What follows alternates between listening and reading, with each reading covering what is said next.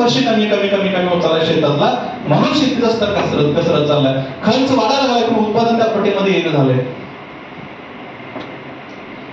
कठीण झाल्या, मुळांची उपासमार आहे, मुळं लांबपर्यंत पसरत नाही, मुळा चालत नाही, अपटेक होत नाही, ही सगळी समस्या वरच्या थरामध्ये आहे.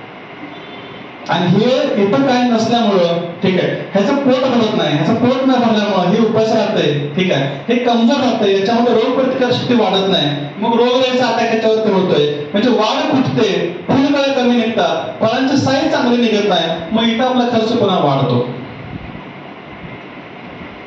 इथं प्रॉब्लेम असल्यामुळे आपला इथं खर्च वाढतोय.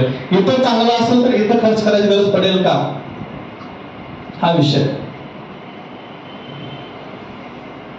जमिनीच्या खालीच काही नसेल तर पिकात काही येईल का आपल्या.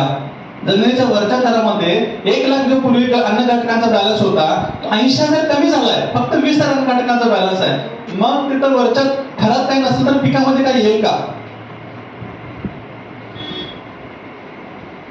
आपण जो आजकाल खातोय ना तो भुसा खातोय, मी तुम्हाला प्रूफ करून दाखवतो, ठीक आहे.